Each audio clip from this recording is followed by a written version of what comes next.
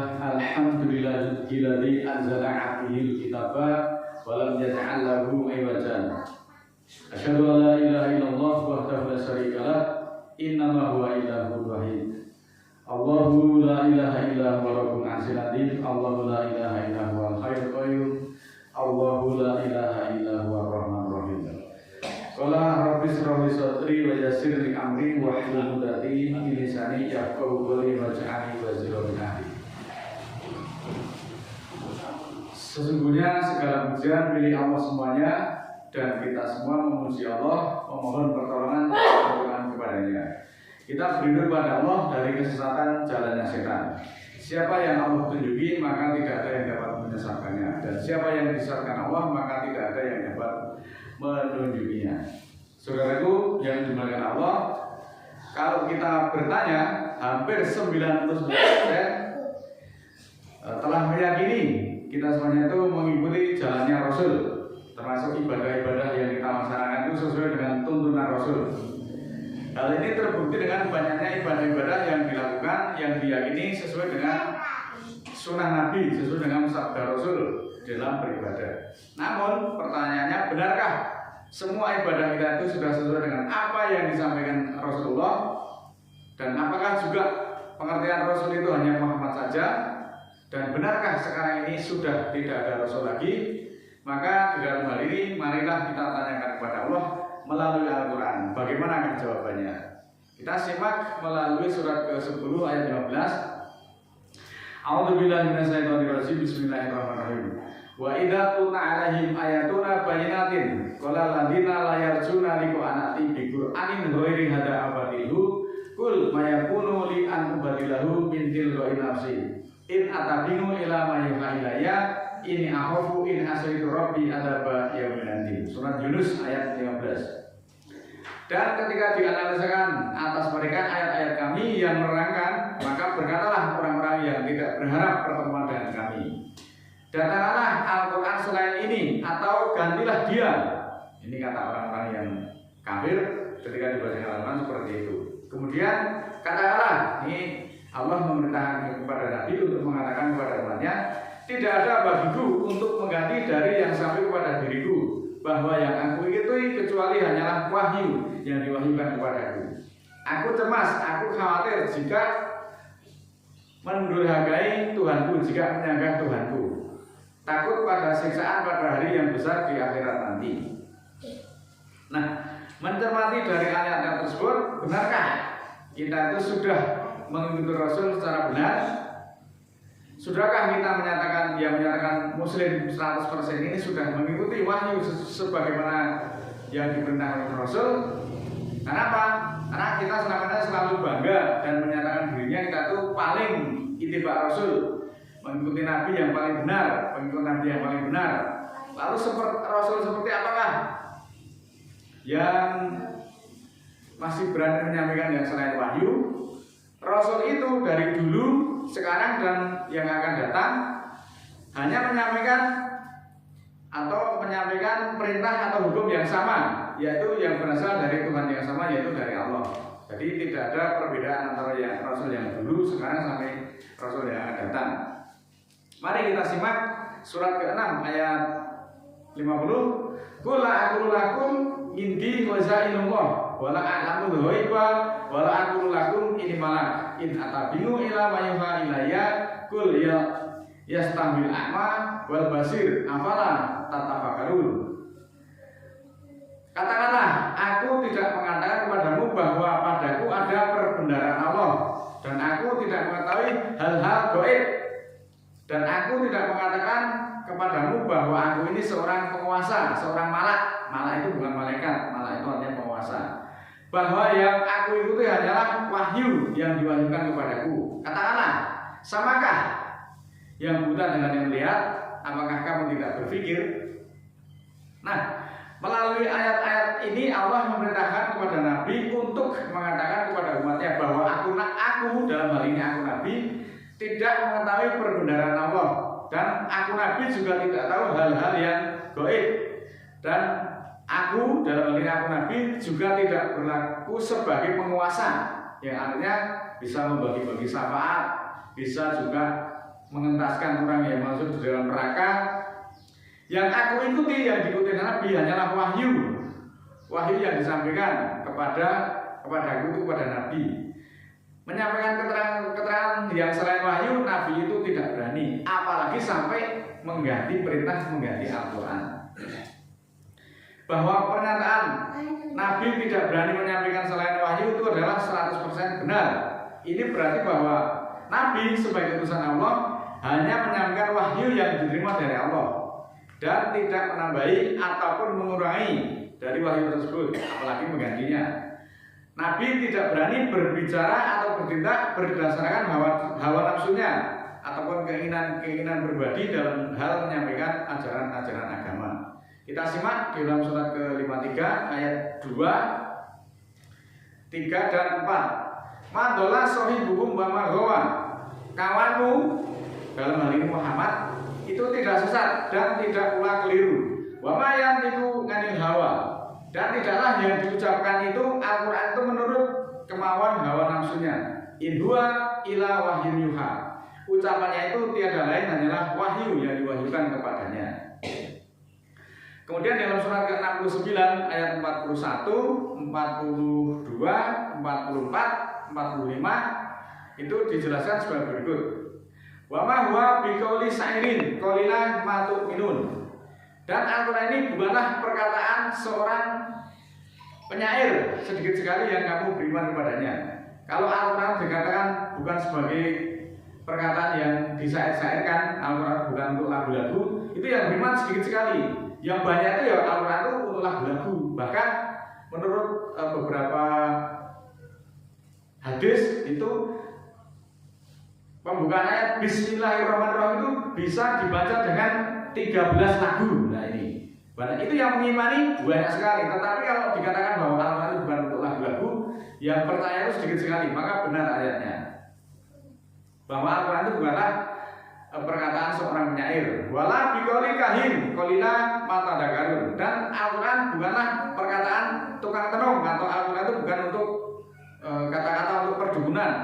Sedikit sekali yang mengambil pelajaran. Wala taqawala alaina ba'dul aqwil. Seandainya Muhammad mengadakan perkataan atas nama kami selain wahyu, la akhadna minhu bil yamin.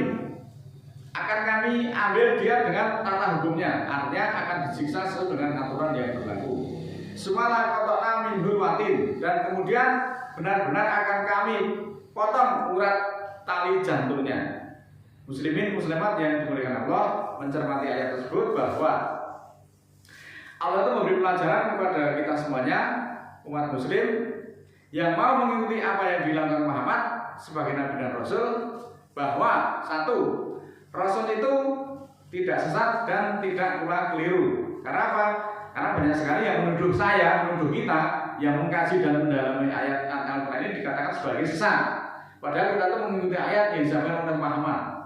Kita perlu tahu dari penjelasan Allah tersebut bahwa Muhammad yang kita ikuti itu tidak pernah sesat dan tidak keliru. Maka jangan menuduh orang yang mengkaji dan mendalami Al-Quran itu dituduh sebagai mengikuti aliran sesat atau disebut sebagai ingkar sunnah, tidak mengikuti Rasul, tidak taat Rasul dan sebagainya. Selanjutnya bahwa Muhammad itu sebagai Nabi maupun sebagai Rasul tidak semau-maunya sendiri dalam hal berkata-kata atau berucap yang kemudian dijadikan sebagai hukum. Dikit-dikit malah Rasul, dikit-dikit malah Rasul. Itu tidak demikian halnya. Ucapan Muhammad yang dijadikan hukum dan wajib diikuti serta ditaati itu hanyalah wahyu Al-Quran, bukan yang lain, bukan riwayat Bukhari. Itu ditegaskan melalui ayat ini. Kemudian bahwa Al-Quran itu juga bukan sebagai syair, maka sekali lagi Al-Quran itu juga jangan disair-sairkan. Bahkan Muhammad sendiri tidak pernah mengajarkan lagu-lagu, mengajarkan syair-syair. Loh, Pak, itu kan lagu-lagu yang seni Islami katanya begitu. Tetapi dalam Al-Quran jelas bahwa Al-Quran bukan sebagai untuk lagu-lagu. Al-Quran juga bukan perkataan untuk perdukunan atau tukang tenung. Maka Al-Quran juga jangan dijadikan sebagai mantra-mantra. Bukan ucapan untuk sebagai perdukunan. Nah, seandainya Muhammad itu berani mengada-ada selain wahyu, berani mengatakan selain wahyu, maka beliau itu akan disiksa sesuai dengan ketentuan Allah yang berlaku. Ini merupakan peringatan keras dari Allah kepada Nabi. Seandainya diberi peringatan kemudian masih ngeyel, maka ayat berikutnya maka akan diputus tali jantungnya. Apa itu artinya? Artinya beliau itu, Nabi Muhammad itu akan dibunuh sebelum selesai menjadi Nabi. Kalau Muhammad itu berani menyampaikan yang selain wahyu. Nah ini kan ucapan apa? Ancaman yang luar biasa. Masa ya Muhammad berani melanggar perintah Allah? Semua kebenaran itu datangnya dari Allah. Maka ini wajib kita renungkan dengan kesadaran qalbu yang dalam. Hal ini, semua pelajaran-pelajaran ini tidak akan kita dapati ketika kita ngaji itu hanya sekedar nyanyi-nyanyi, kemudian terbangan, sholawatan yang dikatakan sebagai seni-seni Islami tadi. Kemudian ayat-ayat Al-Quran itu untuk menarik dikolaborasi dengan lagu-lagu seperti Campur Sari, Seluruh-seluruh Batrok, kemudian Bayu Langit dan seterusnya.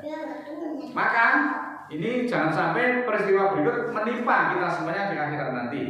Mari kita simak penjelasan Al-Quran melalui surat ke-25 ayat 27. Wa yauma ya'adu dzalimu ala yadaihi yaqulu ya laitani takhatu ma rasuli sabila.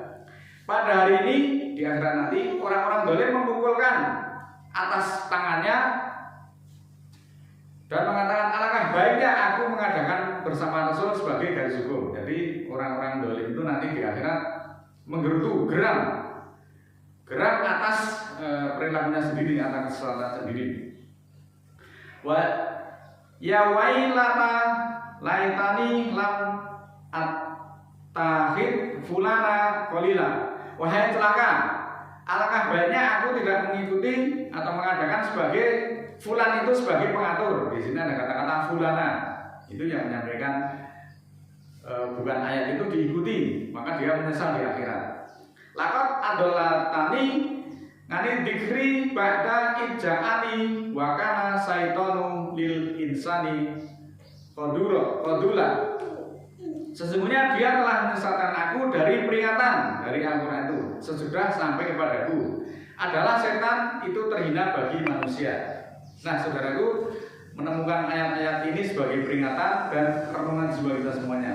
Maka jika kita mengacu pada ayat-ayat itu, selanjutnya dapat kita ketahui bahwa yang tidak menjadikan Al-Quran itu satu-satunya sebagai petunjuk di dalam hal beribadah, maka mereka di akhirat akan menyesal karena ternyata yang diikuti adalah sesuatu hal yang keliru.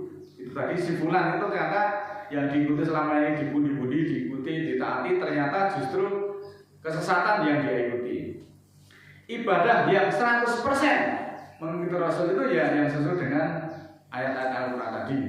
Ini menjadi bahan evaluasi untuk kita semuanya agar kita kemudian tidak menyesal di kemudian hari hanya karena kita sudah mengklaim diri kita itu sebagai pengikut Rasul yang setia, ittiba Rasul yang 100% benar, tetapi ternyata ittiba Rasul kita itu tidak sesuai dengan Al-Quran. Mudah-mudahan Allah mengampuni kita dan senantiasa Allah membimbing kita kepada jalan yang diridhoinya. Mari kita merenung sejenak dan bermohon ampunan kepada Allah. Mudah-mudahan Allah mengampuni kita dan membimbing kita semuanya pada jalan Shiratal Mustaqimnya. A'udzubillahi minasyaitonirrajim. Bismillahirrahmanirrahim. Allahumma firli walil mu'minina wal mu'minat al ahya'i minhum wal amwat innaka samiul qaribun mujibud da'wat innaka 'ala kulli syai'in qadir. Rabbana la tu'akhidna in nasina aw akhtana. Rabbana wa la tahmil 'alaina isran kama hamaltahu 'alal ladzina min qablina. Rabbana wa la tuhammilna ma la taqata lana bihi wa'fu 'anna waghfir lana warhamna anta maulana fansurna 'alal qaumil kafirin. Rabbana ighfir lana dzunubana wa kaffir 'anna sayyi'atina wa tawaffana ma'al abrar. Rabbana la tuzigh qulubana ba'da idh hadaitana wa hab lana min ladunka rahmah innaka antal wahhab. Rabbana ighfir lana wa li ikhwanina alladziina sabaquna bil iman wa la taj'al fi qulubina ghillan lil ladziina amanu rabbana innaka ghafurur rahim. Rabbi auzi'ni an askura nikmataka allati an'amta 'alayya wa 'ala walidayya wa an amala sholihan tardahu wa aslih li fi dzurriyyati inni tubtu ilaika wa inni minal muslimin. Subhana rabbika rabbil izzati amma yasifun wa salamun alal mursalin walhamdulillahi rabbil alamin. Wassalamualaikum warahmatullahi wabarakatuh.